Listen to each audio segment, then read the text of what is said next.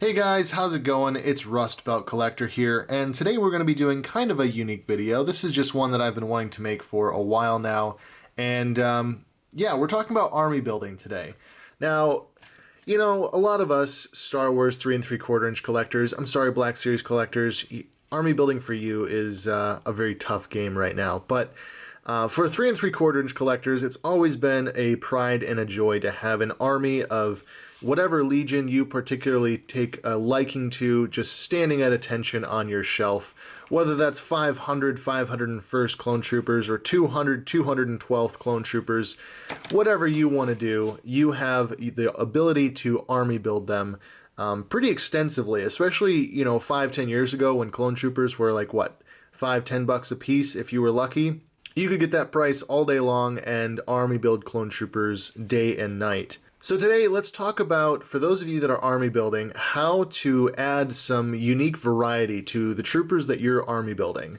This is just something that I've done to a lot of my clone troopers so that when they're on a shelf, I have some variety and it's not just a bunch of rank and file grunts that look all identical. These are very simple customs. Most of them are kit bashes, so they won't be invasive or damaging to a figure. You could reverse most of these, not all of them, but most of them, and still have the original base figure available to you. So let's start out with something very, very simple, and since I'm holding a 501st clone trooper, I think it's only fair that we start with a 501st solution. The first thing I like to do with differentiating clone troopers, making some unique variants in my army build, is just something as simple as swapping the helmets when that's a possibility. So with these two here, this is the 501st Airborne and Commander Vil, you can just swap the helmets over. You don't necessarily need to display both of them, like let's just say you wanted to make an Airborne Commander and you just wanted to have him like that, and there's your Airborne Commander, or your Airborne Specialist or something. And then maybe you don't want to display Commander Vil now because he's missing his proper helmet. That's fine, but that adds some variety to your shelf now. The same is true over here. You could do something as simple as that, or you could do a little bit more complex. Take off the pauldron, swap the head back on, and voila. And there you have a 501st Airborne with holsters and without his little pauldron strap. Maybe this is a Airborne Grunt or something like that. You could really just kind of play around with it and have a lot of fun making your own variations. And again, this would require two rarer figures to make a custom out of.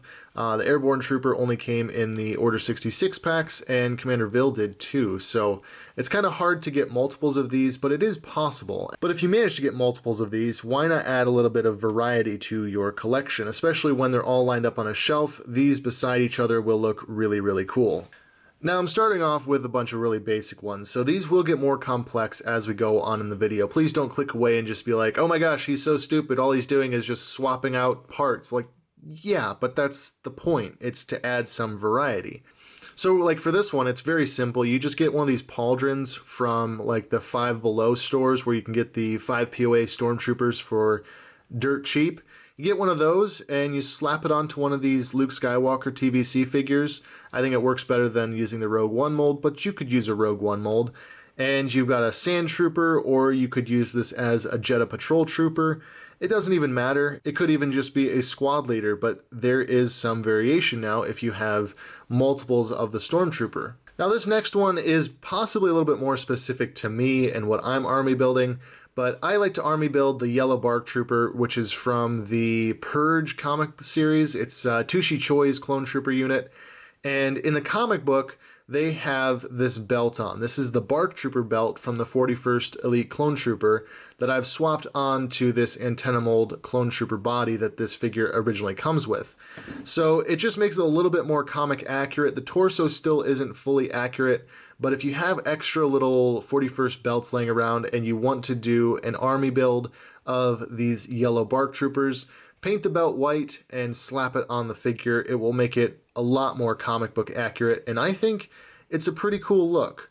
But again, this one's a little bit more specific to what I'm army building. You may not be so concerned with making it comic book accurate. I've only done this on one of the clone troopers so far. I've got multiples of this guy, but I think it's a really nice touch, and it just gives it that little bit of accuracy, and again, it changes things up. You know, if you've got a bunch of these guys and you add this guy could be a scout, a lieutenant, a sergeant, could just be a different rank, and again, it just breaks up the monotony of having the same clone trooper over and over again. This next trick goes back to my roots as a child, and this is just something that I used to do a lot. Now, I didn't really have many figures with removable helmets, but I did have a bunch of figures with removable heads, and this is something that's really fun to do with the ball-jointed characters. If you are so inclined as to make a custom clone trooper, back in the day, it was really, really easy. So if you want to do some variations like this, it's just a simple kit bash. You swap some heads over and you get a unique looking clone trooper. Now these aren't the best. These are just kind of things that I had laying around and that I knew the ball joints would work together pretty well. So again, it's not like, wow, that's an amazing custom, but you can get some pretty unique variations. I remember one that I did as a kid was we had the ATRT and this Commander Gree, and I really liked the look of the Commander Gree ATRT trooper. It's a little bit loose. It's not as tight a fit as it should be, but it does look kind of cool. And you could also do the opposite and make this into a unique looking clone trooper as well. So this one is actually one that I've done in the past as a kid growing up. This was what I did when I first got these figures back in, 2005? This is kind of how I had them set up. And it looks really cool, actually. If you have an army of the 41st Elite, this is a really nice little custom that you can do. And you could add pauldrons and straps and other things like that. But definitely makes it better than how inaccurate this Commander Gree looks, since, you know, it's not an accurate representation of Commander Gree. And, you know, it's not just limited to those figures. You can do a lot more with it with other figures. It just takes a little experimentation to figure out what figures have similar ball joints that you can swap around and what figures don't. So really, it's up to you and your creativity, and it's only limited by the type of clone troopers you have. Next up, we have one of my favorite customs to do, and that is to just take Commander Neo's little strap there and add it to a clone trooper. This makes them a little bit more of a lieutenant or a captain in my eyes, and I've done this with multiple different figures to have different results. So starting off with these two, these are just like my lieutenants or my captains in the ranks. I haven't quite finished them, so there's a little bit of missing paint there, and I didn't swap the belt around on this guy. For those of you that didn't know, the Saga clone troopers and the Legacy clone troopers, their belts are upside down, so you have to cut them and swap them around to this design. But regardless, these guys make really good leaders in your army builds. They don't have to be like commanders, but they can be squad leaders, platoon leaders, or something like that. This one is my... Oopsies. This one goes to my 41st Landing Platform unit, and this one goes with my Tushi Choi Yellow Bark Trooper unit. The same method also works to make your very own Tushi Choi Commander. Now, there's no real unit name for this guy, so I always just called him the Tushi Choi Commander or Tushi Choi's Commander. This is just a standard Revenge of the Sith Red Commander or Devis, and you just remove his pauldron, give him one of these Neo straps over his shoulder. You might have to fill in a little bit there with some other bits and bobs just to match it up with his belt. But this is what he looks like in the comic. It's not Devis. It definitely is not Devis. It's just a clone trooper commander that looks like Devis, has this strapping going on, and he leads those yellow bark troopers back there. So I made this guy a while ago. I also made a second one of him, and I sent it over to JCC 2224 because I know he also army builds those yellow bark troopers. So again, this is a really simple custom to do, and it just is a really cool piece to have since they never made this character into an actual action figure, but they basically did because they made characters that could be easily kit bashed together to make him. Next up, we have two of my favorite kit bashes. If you follow me over on Instagram, you will have seen two photos that I recently took of these guys. They're just really fun to make, honestly. These are really easy if you have the parts.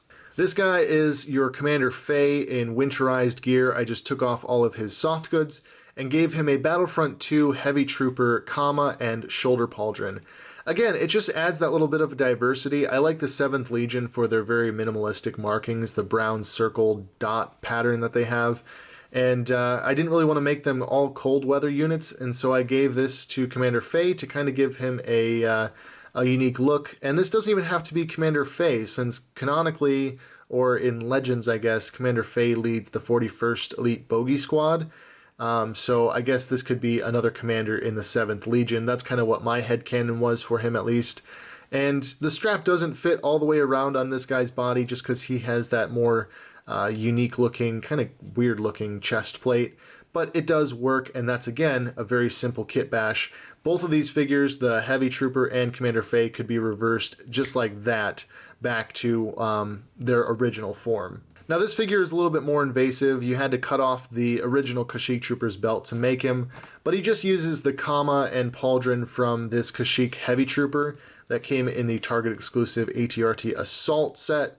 And I think it looks really, really cool. I'm army building these Kashyyyk Troopers as well, so this guy is going to again be another commander or some sort of officer, leader, specialist, you name it. He could be really anything you want in your own little headcanon army build, but very simple, custom to make, and yet it makes a huge difference. These guys look nothing alike when they have even the same accessories, and so you can have this guy be a commander or a heavy trooper, this guy be a specialist or an officer, and they can line up with all the other troopers and look very unique and stand out very nicely. And I saved the most invasive custom for last, and that is to just add soft goods to your figures.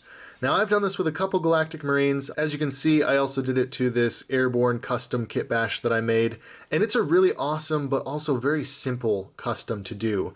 You just need the right color fabric. I actually picked up both this gray color and this maroon color at a thrift store. They had like, you know, yards of fabric for people that like to do quilts or sewing, you know, whatever. And so I bought it really, really cheap, and it's a perfect match for the Galactic Marines. You can see it's kind of coming out there a little bit. This isn't maybe the best one. I think this was the first one I tried to do. But again, what you got to do is you just cut off the plastic comma. You can see here I have one of them at hand. And then what you want to do is you just roll it out like this on the piece of fabric, trace it with a pen onto the fabric, and then cut out what you've traced.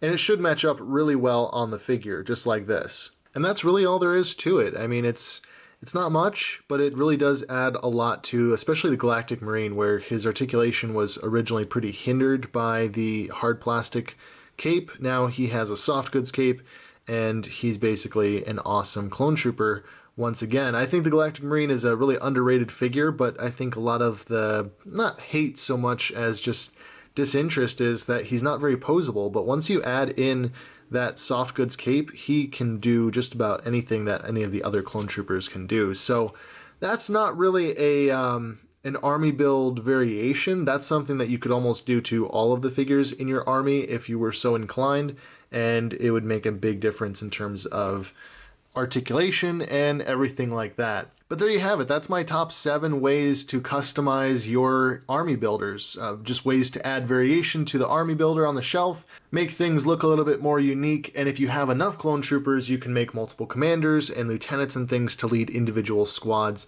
Some of you guys out there that I've seen on Instagram, you got way too many clones, so I figure this would be helpful for some of you guys who have just all the clone troopers and you need some variation in that army.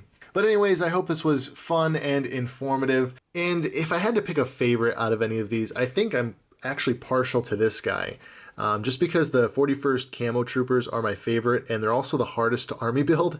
I've been really struggling to find these figures at a good price, but slowly but surely the army has been growing, and this was just one of the kit bashes that I found to be really appealing. So this guy will be like a lieutenant or a commander of a platoon. I don't know yet, but he just looks really, really cool. So this is definitely my favorite one that I've worked up so far for the army builders. But anyways, guys, that's been the video. I hope it was helpful. As always, down in the description, there's links to my social media, my Facebook, my Instagram, my Teespring, as well as to my P.O. box. Be sure to check those out, guys.